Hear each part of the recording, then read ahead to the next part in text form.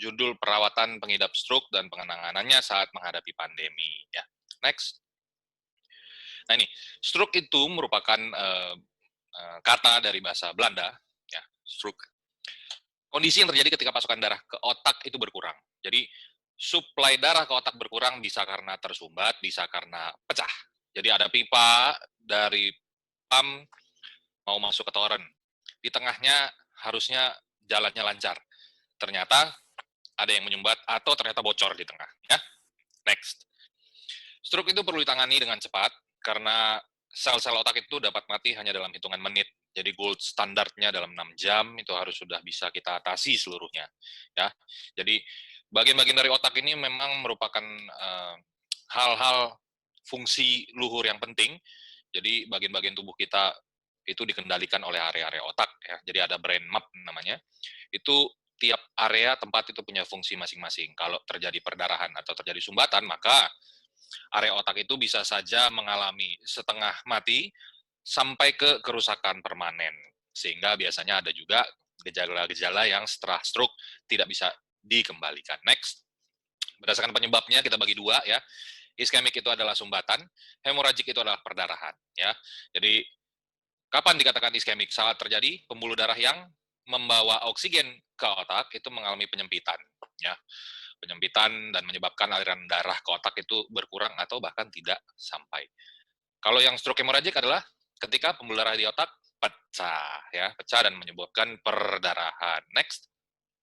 Apa sih faktor-faktornya yang bisa menimbulkan stroke? Satu, keturunan. Ini yang tidak dapat dimodifikasi Bapak Ibu. Jadi kalau udah ada it's in the blood, it's in the terah ya sulit gitu. Memang akan diturunkan ke generasi yang di bawahnya, faktor keturunan. Usia, semakin tua, maka elastisitas pembuluh darah itu akan semakin berkurang. Walaupun bisa kita jaga, hanya saja dengan bertambahnya usia, tidak bisa kita hindari. Ya. Jenis kelamin, laki-laki dengan perempuan, ini statistik saja. Lalu faktor-faktor resiko mayor dan minor yang bisa dimodifikasi adalah salah satunya merokok. Merokok terbukti merusak dinding endotel pembuluh darah. Dua, kurang olahraga. Dengan berkurangnya atau tidak berolahraga artinya menimbulkan kondisi pembuluh darahnya tidak lancar, kondisinya tidak baik. Sehingga menimbulkan resiko robek sewaktu-waktu atau tersumbat sewaktu-waktu. Ya. Kemudian yang selanjutnya, belum, balik dulu. Slide sebelumnya. Nah, itu ya, menderita beberapa penyakit tertentu seperti hipertensi. Next slide. Hipertensi ya.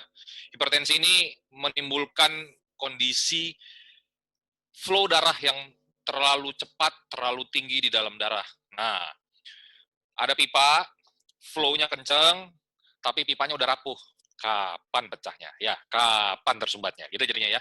Kemudian diabetes seperti kita ketahui, diabetes ini juga melambatkan aliran pembuluh darah.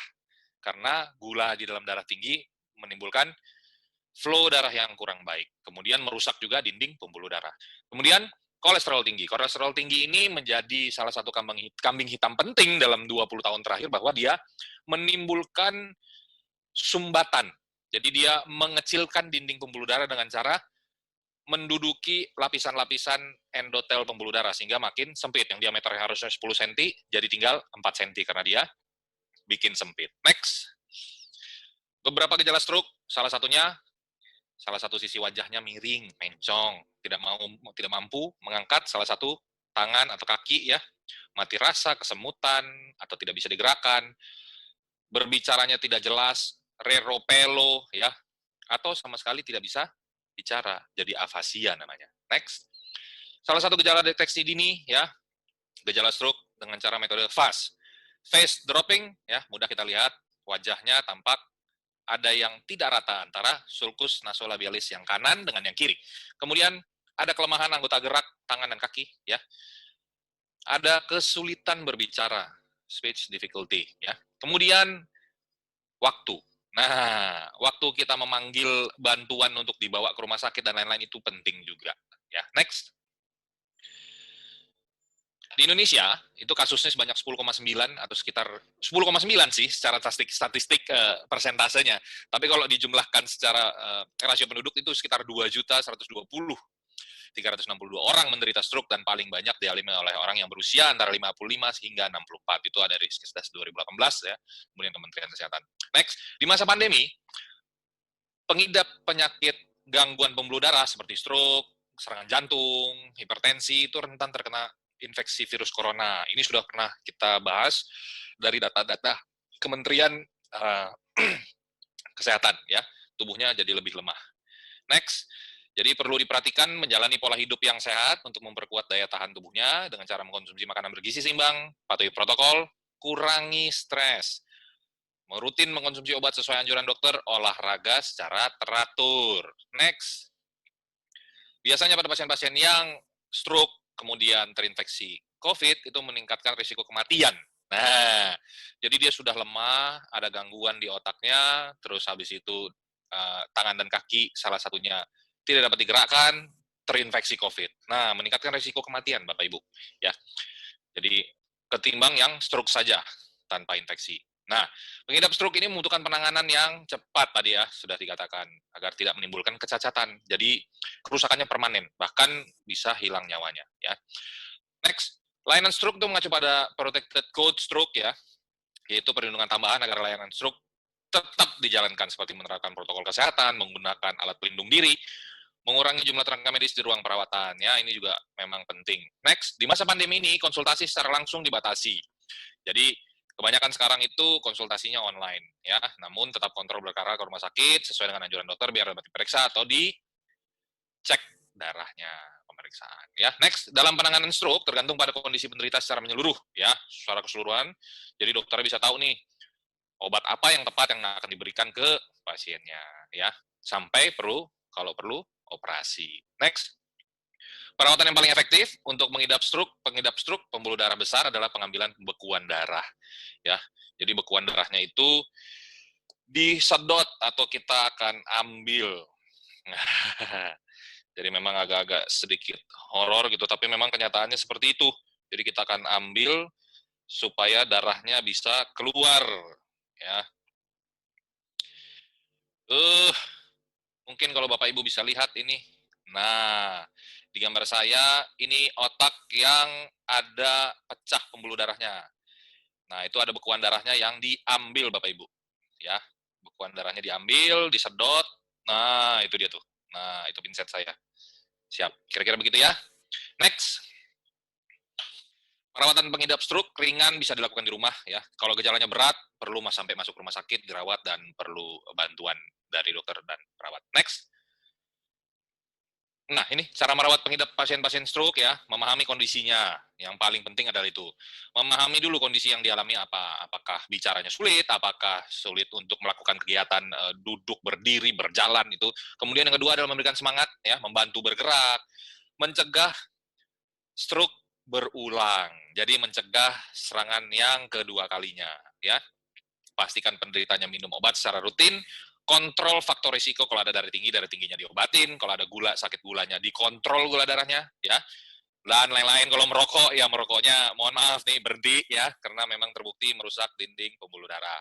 Kemudian atur dietnya, atur istirahatnya, atur makannya, makanan yang bergizi supaya bisa memperbaiki sel-sel yang rusak. Next.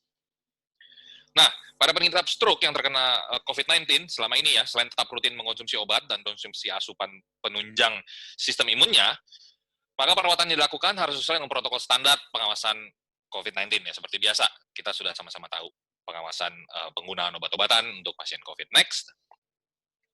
Nah, ini mengkonsumsi asupan mengandung antioksidan dapat menjadi salah satu cara meningkatkan imunitas tubuh. Nah, dan melindungi sel-sel dari kerusakan akibat radikal bebas. Jadi kalau ada serangan stroke itu udah pasti ada radikal bebas, Bapak Ibu, pasti.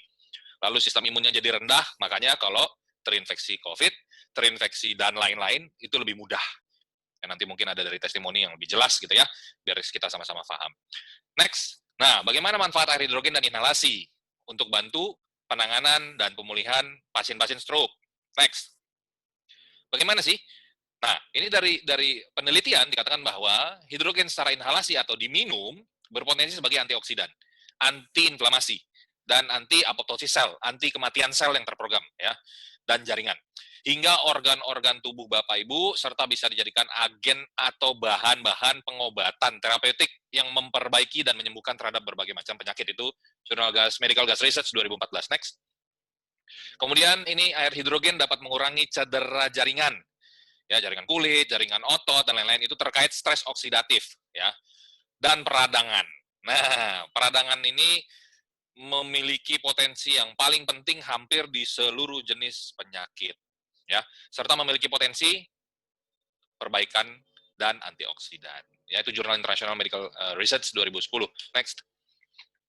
Nah ini, ya, jadi gas hidrogen itu menghasilkan efek pengobatan pada pasien dengan stroke iskemik, stroke sumbatan yang tersumbat tadi, dengan mengurangi itu pecahan radikal bebas. Nah, radikal bebas tadi akan ditangkap, lalu akan dinetralkan dan akan dibuang. Ya, jadi nanti akan masuk, antioksidan itu akan masuk ke dalam membran sel yang sehat, lalu akan menangkap radikal bebas yang di sekitar inti sel, maka akan dinetralkan. Next. Nah, ini air hidrogen secara signifikan itu meningkatkan fungsi neurologis, fungsi saraf, dan melemahkan gangguan pada blood-brain barrier. Jadi otak itu sendiri punya sistem yang membatasi tidak segala sesuatunya bisa masuk ke dalam. Namanya barrier pertahanan otak. Nah, terkadang barrier pertahanan otak ini suka rusak, baik karena obat-obatan, baik karena terbentur, baik karena tumor, baik karena stroke, dan lain-lain. Nah, dengan adanya gangguan pada barrier pertahanan otak itu, itu si air hidrogen ini secara signifikan memperbaiki, ya. Itu ada BMC Neuroscience 2015. Next. Nah, cara kerjanya gimana pada tubuh?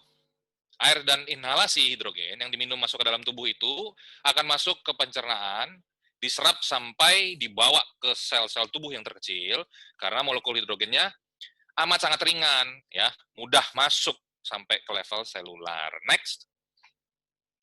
Nah, kalau diinhalasi, Bapak Ibu, mungkin ada yang sudah menggunakan atau yang masih bingung menggunakan, dengan kita hidrogen ini dapat digunakan dengan cara diminum dan cara dihirup. Inhalasi dihirup, ya. Hidrogen akan masuk ke dalam rongga paru-paru. Dari paru-paru itu sampai ke alveoli, bagian paru yang terkecil. Nanti dari situ bertukar, hidrogen akan diambil, dimasukkan ke dalam pembuluh darah.